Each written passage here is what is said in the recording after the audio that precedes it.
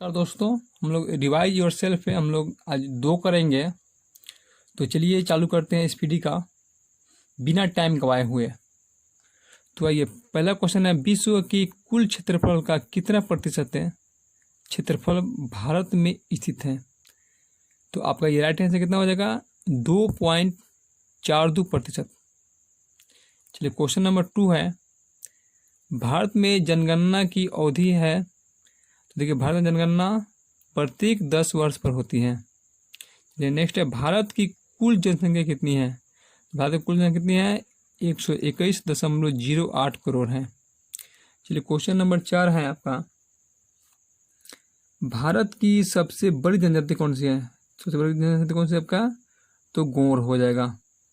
चलिए question number 5 है, विश्व की कुल जनसंख्या का कितना प्रतिशत जनसंख्या भारत में निवास करती है? तो कितना करती है आपका? 17.5% है। चलिए क्वेश्चन नंबर 6 है, भारत का कुल क्षेत्रफल कितना है?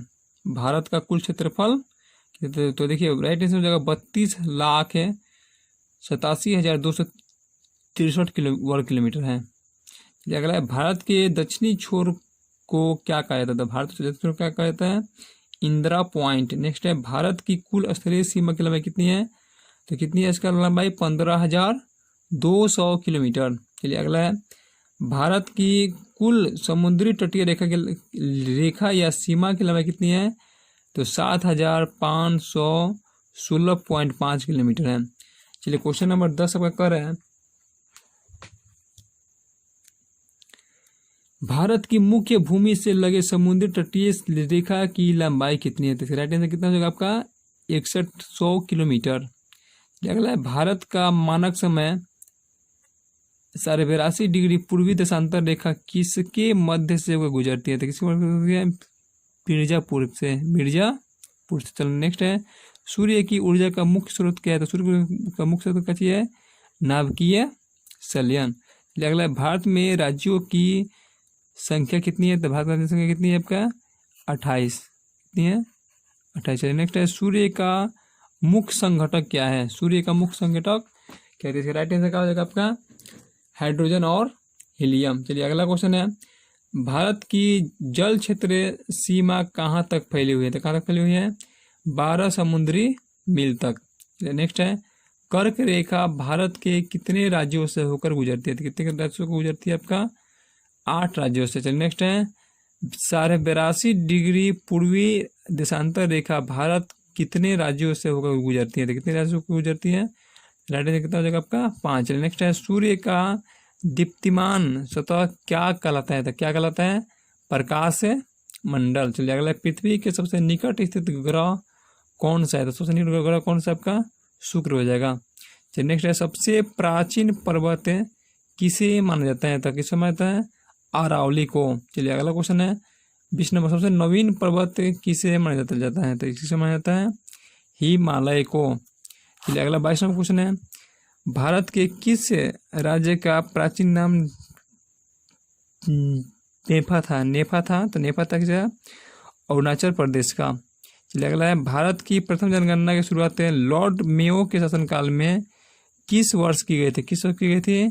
1872 ईस्वी में। नेक्स्ट है, सबसे गर्म और चमकीला ग्रह कौन सा है?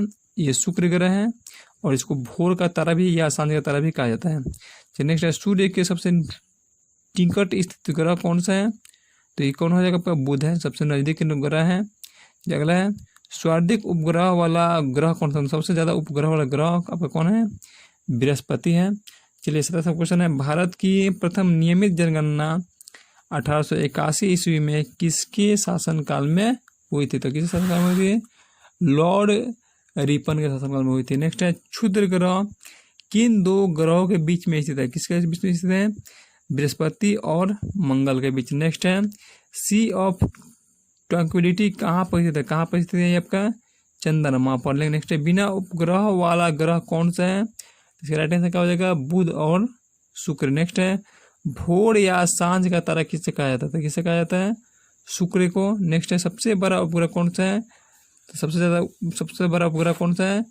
गैनीमेड। नेक्स्ट है, जनगणना का महाविभाजक वर्ष माना जाता है 1921 को।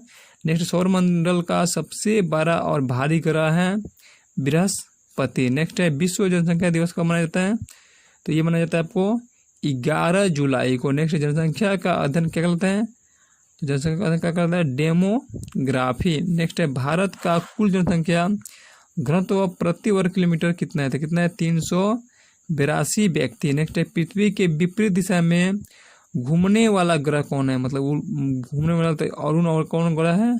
शुक्र है। नेक्स्ट है, भू स्थिर उपग्रहों की ऊंचाई कितनी है? तो कितनी ऊंचाई इसकी? 36,000 किलोमीटर। नेक्स्ट है, चंद्रमा किस ग्रह का एकमात्र उपग्रह है? तो किसका है? पृथ्वी का। नेक्स्ट आपका है, भारत का कुल लिंगानुपात प्रति 1000 पुरुष कितना है?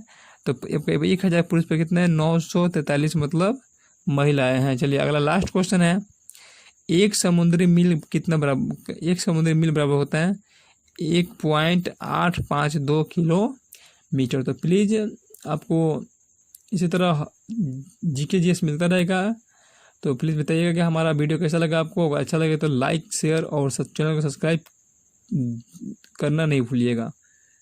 थैंक यू, धन्यवाद।